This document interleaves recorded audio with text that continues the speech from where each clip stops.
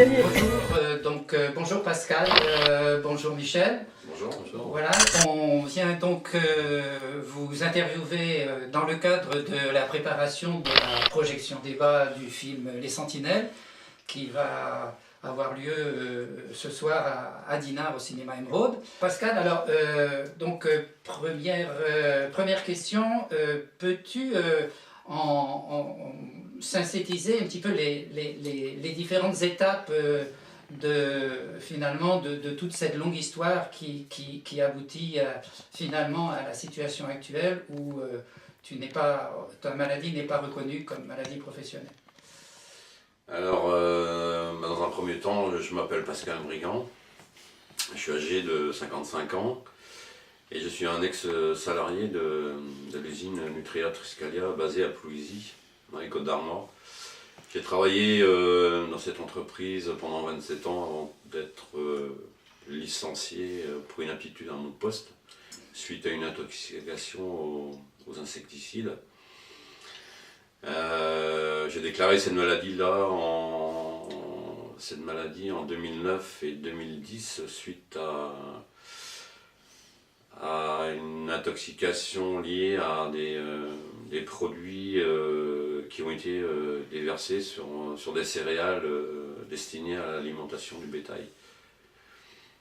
Et donc, en 2009, on a été contaminé par du Nuvan Total, un insecticide interdit, qui était interdit à la vente depuis 2007 et qui ont été mis sur les céréales en 2009 et en surdosage. Et en 2010, on a été intoxiqué par des produits qui étaient autorisés, du Nuvagrin et du Kaobiol, mais qui ont été surdosés également. Donc ça nous a provoqué des brûlures au visage, des brûlures oculaires, des brûlures du cuir chevelu, des aftes dans la bouche, enfin des brûlures dans la bouche, des saignements, des vomissements, plein de symptômes très très bizarres qui nous ont conduits à prendre des arrêts maladie pour certains. Pour moi personnellement non, j'ai continué à travailler dans ces conditions-là jusqu'en juillet 2010 où j'ai dit stop. Mon corps ne pouvait plus assumer tout ça, donc j'ai arrêté en juillet 2010 mon activité au sein d'un coopératif. Ensuite j'ai consulté mon médecin traitant et j'ai été mis en maladie simple dans un premier temps. Et dans un deuxième temps, j'ai demandé à mon médecin qu'on fasse une demande de maladie professionnelle. Et donc par la suite, ne sachant pas ce que j'avais à l'époque, ainsi que les collègues, on était un petit peu éparpillés, on va dire, puisque moi j'ai été le premier à quitter l'entreprise en 2010. Certains de mes collègues ont quitté l'entreprise en 2011. Et on s'est un peu éparpillé en fait. Moi je suis resté à la maison en ne sachant pas ce que j'avais, en allant voir des médecins, des spécialistes pour essayer de déterminer un petit peu les symptômes que j'avais, enfin ce que j'avais par rapport à mes symptômes.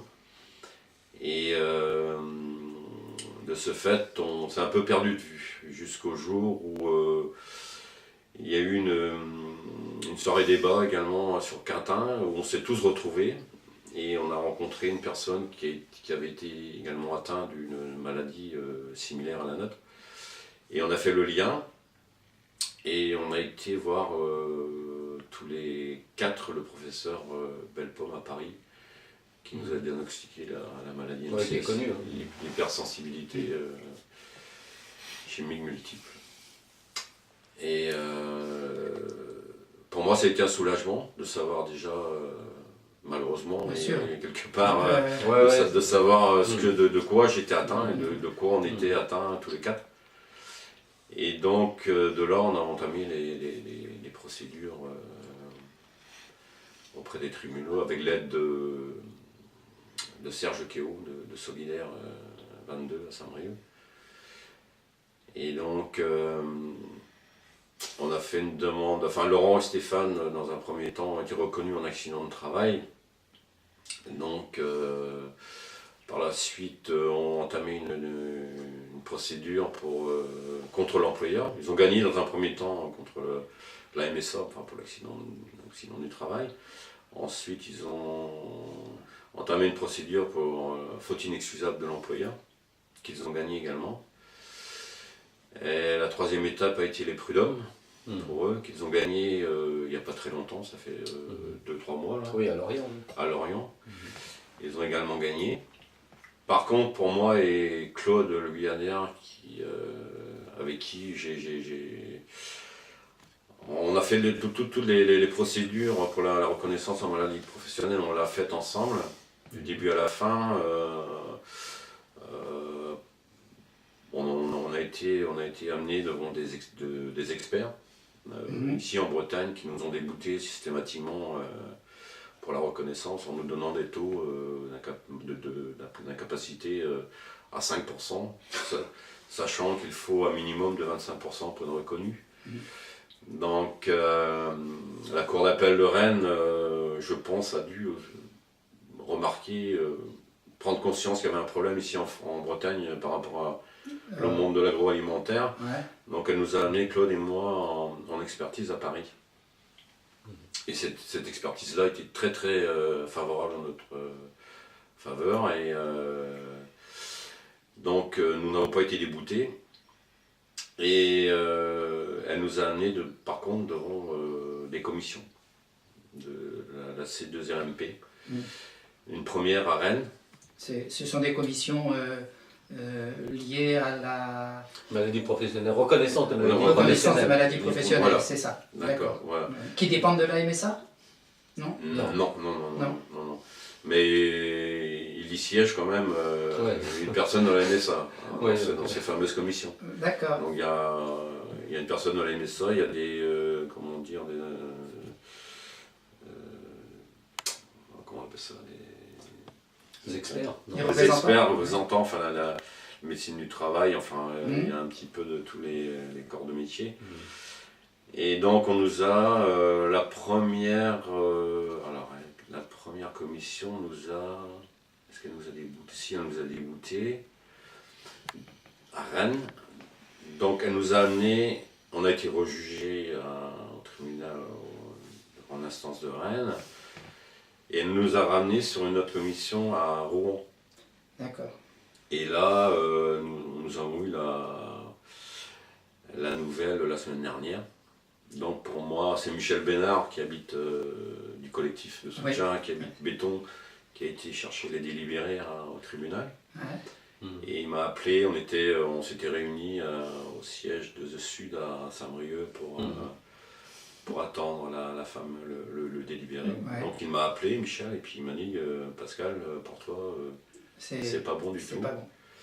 Par contre, pour Claude, ils le reconnaissent, mais ils ne le reconnaissent pas pour les faits qui se sont passés à Plouisy. Ils le reconnaissent par rapport à un herbicide et par rapport à la maladie qu'il avait déclarée. Il a fait une maladie au poumon, une maladie pulmonaire.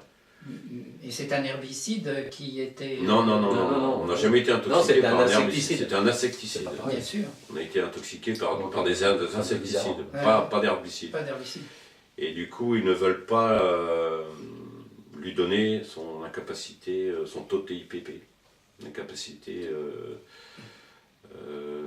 partielle permanente. D'accord. De 25%. Donc la Cour d'appel de Rennes a suivi la décision de la commission. Et pour moi, il me déboute de tout en fait. Donc il ne me ramène pas devant notre commission, enfin il me déboute de A à Z. Ouais. Alors qu'ils reconnaissent les faits, mon intoxication au travail, avec tous les produits, tous les faits, enfin tout est reconnu. Et ils ne veulent pas faire un lien avec mon emploi. C'est d'une certaine cohérence, non? Oui, tout à fait. Tout à fait. C'est ce que l'avocat également nous a dit. La présidente du tribunal ne s'est pas mouillée du tout, parce que votre délibéré est complètement contradictoire. Voilà, et puis il n'y a pas de... Oui. Il n'y a rien en fait dans le délibéré qui... Voilà. Oui, il n'y a pas d'argument. Il n'y a pas d'argument. Il donne les décisions débouter, Voilà. mais il n'y a pas d'argument pour derrière. appuyer cela dans le délibéré. C'est- Donc, À la limite, c'est même pas un vice de forme, ça. C'est pas bah, un délibéré bah, sans argument. Ouais, voilà, c'est pour ça que le Mhm. maître Laforgue, notre avocat, veut aller. Moi, il me reste une seule porte de sortie,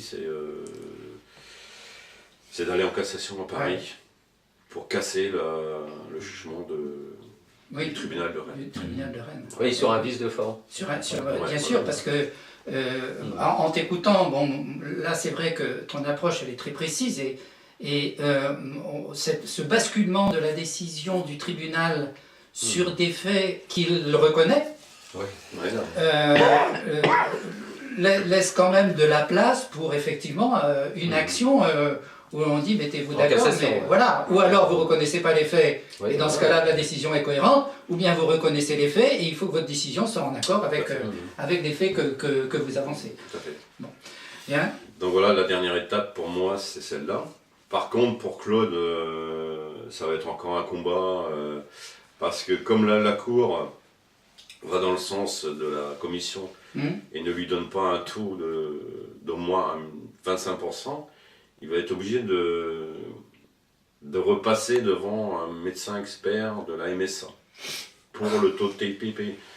Donc pour l'avocat et pour nous tous, c'est encore cuit. Oui, donc ça veut dire que ça sera en dessous de 25%. Ce sera encore en dessous de 25%. Bon, il va mettre 24%. Donc c'est encore un combat qui va... Et puis ça repousse aussi l'indemnisation. Donc il va être obligé de repasser devant des experts, ou devant également, au pire, des commissions aussi. Oui, je crois que c'est une stratégie de la MSA de laisser traîner, voilà, c'est ça. de balader d'un expert à l'autre. Et on se rend compte qu'il divise également, qu'il nous divise tous les deux. Quoi. Enfin, oui, c'est ça. Nos dossiers sont... Voilà, ils cherchent à nous diviser pour surtout ne pas nous reconnaître et que cette maladie ne soit pas reconnue en France. Voilà, non, on voit bien que c'est une stratégie de division qui n'est pas... Bon, on va dire que c'est quelque chose qui est assez commun, hein, on va dire, dans ce type on va dire de contestation de salariés vis-à-vis de l'employeur, que l'une des premières armes qu'utilise justement l'employeur, ça soit de provoquer la division entre les plaignants. Voilà, donc, ça, c'est... Alors que dans un premier temps, c'est ça qu'on ne comprend pas. La présidente du tribunal de Rennes, on voyait qu'elle allait dans notre sens. Du fait qu'elle nous avait amené, je pense qu'elle s'était rendue compte que dans les expertises ici en Bretagne, on n'aurait jamais gagné. C'est elle qui nous a amenés sur Paris, en expertise. Après, les commissions, c'est pareil, on sentait qu'elle était quand même sensible à l'affaire. Et quand on voit maintenant le résultat, on est tombé, on a pris vraiment une... Oui, vous avez dû le vivre assez mal. Glacé, on a été vraiment stupéfait de la décision. Du renversement, carrément. Ouais, renversement logique. Bien, écoute, je crois que c'est vrai que ça remet bien... c'est tellement complexe ces histoires-là que ton témoignage, bon, qu'on va prolonger dans le contexte actuellement de la poursuite de la lutte, donne aux gens, on va dire, l'aspect humain de la situation. Parce que on n'a pas forcément dans les articles, on peut voir des articles, on peut voir des communiqués, on peut voir, même dans le film d'ailleurs, on va le voir encore dans le film, l'humain est très proche, mais je pense que le témoignage des gens, les médias ont tendance à mettre de la distance, volontairement ou involontairement, entre les personnes et les faits. Donc là, ce qui est intéressant, c'est qu'on soit en mesure finalement de t'entendre en tant que, on va dire, que personne vraie, quoi. Hein, Mais ta situation actuelle, justement, de point de vue santé et point de vue aussi financier, parce qu'il faut en parler aussi. Hein. T'en parlais dans la voiture. Ouais, au niveau santé, c'est comme je disais à Michel, là c'est vrai que j'ai 55 ans depuis le début de l'année, Et c'est vrai que je pense que c'est une affaire qui va aller encore pour quelques années, je pense. Comme on dit maintenant, c'est le combat d'une vie, ça va être le combat d'une vie. Mais à côté de ça, je pense qu'il va falloir que je trouve une activité professionnelle adaptée, parce que je ne veux pas pouvoir aller travailler, si je veux travailler un peu n'importe où et n'importe comment. Oui, bien sûr, ça c'est pas possible. Par rapport aux symptômes. Non mais concrètement, oui, tu disais le matin. Le matin, je suis plus du matin en fait, quoi. Ah ouais. Moi, mon réveil le matin, c'est une catastrophe. J'ai l'impression de... je dors, la nuit je dors, mais le matin, j'ai l'impression d'être très, très, très fatigué au réveil, quoi. Donc j'ai beaucoup de mal à émerger, à prendre. Oui, donc c'est des symptômes voilà, c'est des symptômes qui sont d'ailleurs... Qui sont durables. Et c'est au jour le jour, quoi. C'est tous les jours pareil. Il me faut un laps de temps avant que j'arrive à faire surface. Et je ne suis pas le seul, puisqu'on a fait la connaissance d'une personne qui est atteinte également de cette maladie à Plédran. Non, c'était pas à Plédran, c'était à côté de Saint-Brieuc, enfin à Langueux, une soirée débat. Et pour lui, c'est exactement les mêmes symptômes. Donc, alors, aller travailler... je suis pas contre, mais je vais être obligé de trouver un poste adapté. Et puis, et là, au point de vue revenu, surtout pas dans les... Et surtout revenus, au niveau revenu, j'ai été à Pôle emploi 3 ans, puisque j'avais le droit à 3 ans au-delà de mes 50 ans. Ouais. Donc là, les 3 ans sont passés, donc je ne perçois plus rien. Je suis à 0. Tu es à 0. Je suis à 0, j'ai plus de rentrée d'argent du tout, quoi.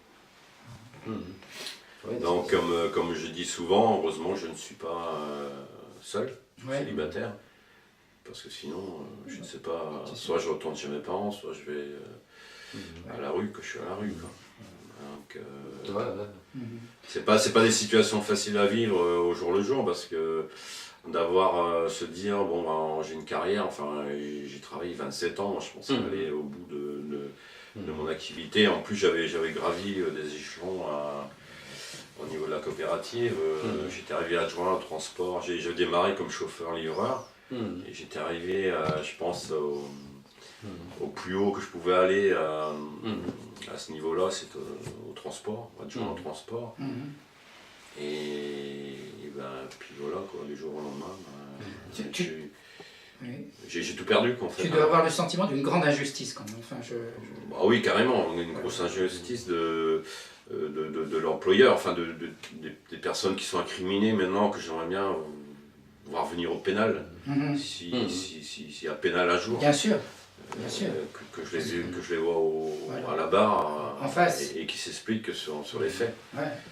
Mais donc au pénal, il y a quoi? Il y a des plaintes qui ont été déposées auprès du procureur? Oui, voilà, ça a été, il n'y a pas de... Ouais, parce que là, ça fait déjà depuis 2000... ça fait bien 5-6 ans que la plainte a été déposée. Et une plainte pour les raisons? Les raisons, c'est... Non, mais c'est toi qui... la plainte, c'est mise en danger. Mise en danger de la vie d'autrui. Mise en danger de la vie d'autrui. Donc ça fait combien, tu dis, 5 ans? Oh oui, au moins. Et puis là, on leur a fait comprendre qu'il y avait une pile de dossiers comme ça, et que la leur était toujours sous la pile, quoi. D'accord. N'a jamais remonté à la surface. Donc... là, c'est le procureur qui décide. Hein. C'est le procureur qui décide, donc ils attendent, ils sont en attente. Ils attendent quoi alors finalement? Ils attendent que la pile s'écroule ou Non, que... je sais pas, c'est un peu flou là. Il y a des pressions, tu penses? Il y a des pressions de partout, hein, ça c'est clair. Soit de la MSA, la FNSEA, Triscalia, tous les lobbies, je pense, bretons sont là. Hein. Autour de nous. Oui, il faut savoir que c'est l'avocat qui disait ça, qu'en Bretagne, précisément, on sent le lobby agro-industriel qui fonctionne, quoi. Et moi j'ai connu ça, j'étais animateur au CDJA, les jeunes agriculteurs, dans un autre département, mais c'est les mêmes responsables qui sont responsables partout.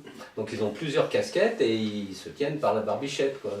le Crédit Agricole, le Crédit Mutuel, la DASEA, la SAFER, les coopératives, la MSA, Groupama, etc. Ils se tiennent tous, c'est les mêmes d'abord. C'est le lobby, quoi. Qui sont dans plusieurs conseils d'administration et qui se connaissent, qui se voient tous les jours, etc. Donc,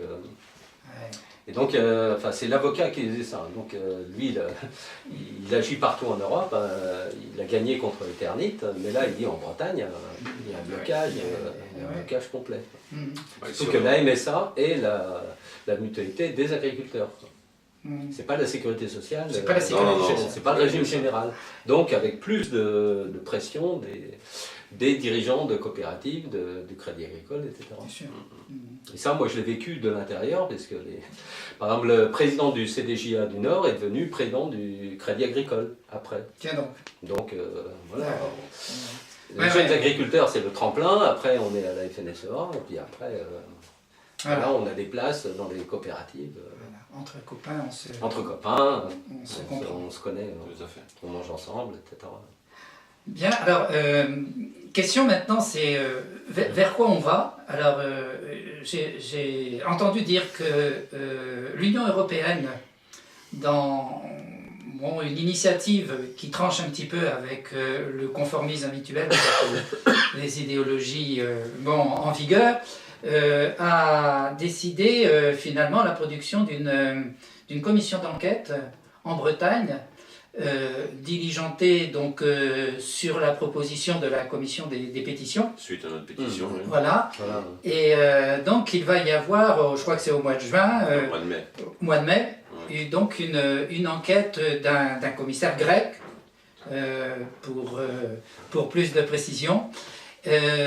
Donc il va essayer d'analyser un petit peu ce problème de l'utilisation des pesticides en France et en particulier en Bretagne. Alors, il n'y a pas que ça, il n'y a que... Oui, vas-y. Voilà, non, donc la question c'est un élément de contexte, donc, qui n'est pas directement lié avec toutes ces procédures que tu lances dans les différents domaines, pénal, civil, affaires sociales, etc. Mais c'est aussi, d'une certaine façon, le résultat de votre combat, cette initiative de l'Union européenne. Qu'est-ce que ça peut changer?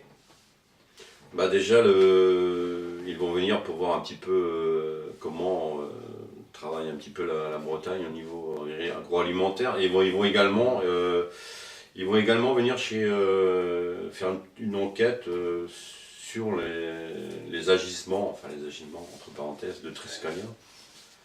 Ils ne vont pas les oublier, ils vont, tant qu'à être là, ils vont aller un petit peu les voir, je pense. Et nous, ce qu'on voudrait faire également, c'est leur remettre ou alors avoir un entretien avec eux, ou leur remettre notre dossier. Bien sûr, bien sûr. Mais on aimerait autant les voir, quoi. On aimerait expliquer vraiment ce qui s'est vraiment passé. Mais c'est vrai que c'est un aboutissement pour nous, parce qu'on a été reçus trois fois au Parlement européen. Et à chaque fois, ça s'est très très bien passé. On a été très très bien reçus. Franchement, on est très très heureux qu'ils viennent, quoi, que ça se fasse. Je crois que vous avez été bien entendu par Cécilia Bustrom, la commissaire européenne, qui a véritablement et qui a tapé du poing, la présidente de la commission, qui a tapé du poing sur la table en disant que ça suffisait, quoi, qu'il fallait... D'accord, donc qui allait dans notre sens. Qui allait dans votre sens et qui a convaincu la commission qu'il fallait... Donc c'est vrai que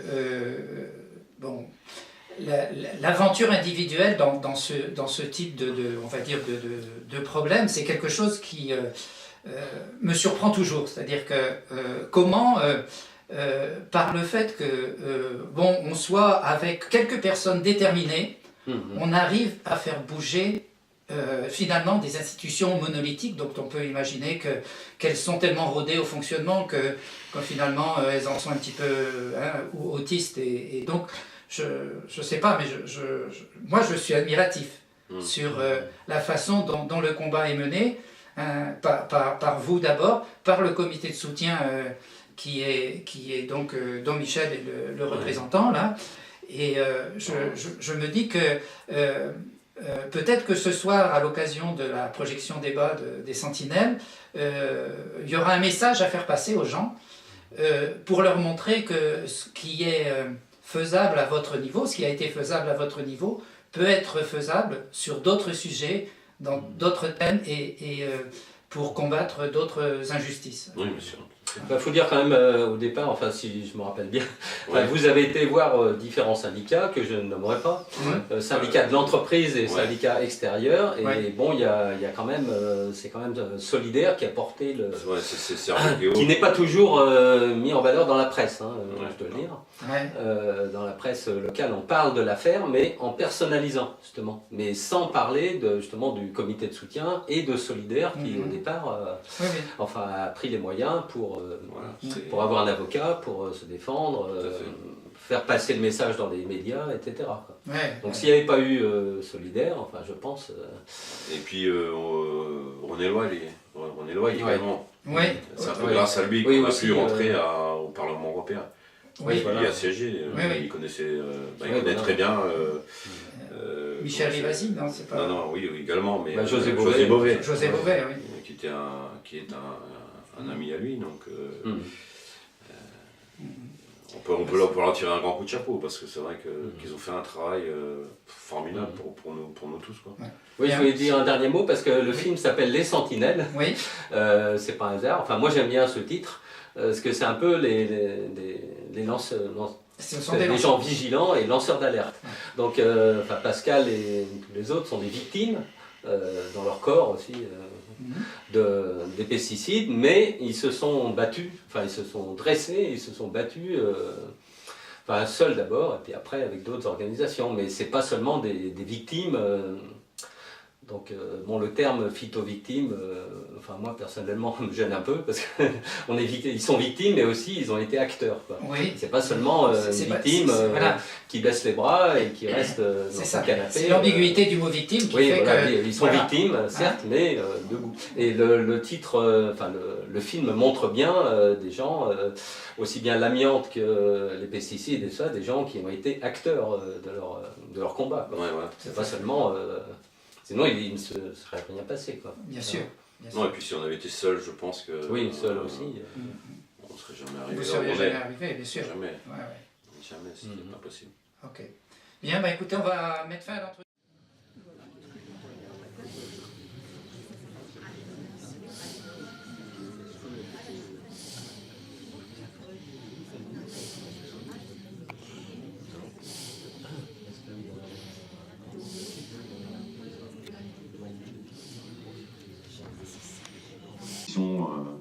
Qui avait statué sur notre dossier à Rouen. J'ai été débouté de tout, en fait. La commission ne me reconnaît pas du tout en maladie professionnelle. Et du coup, la Cour d'appel de Rennes non plus, pas dans le sens de la commission. Elle ne me ramène pas devant une autre commission qui aurait pu se dérouler ailleurs, en France. Donc voilà, mon seul recours, le seul recours qui me reste, c'est d'aller en cassation à Paris. J'espère que ça va le faire. Si mon dossier peut être jugé là-bas. Enfin, ça, c'est ce maître Lafort qui s'en occupe. Donc, si je vais en cassation, c'est pour essayer de casser le jugement de la Cour d'appel.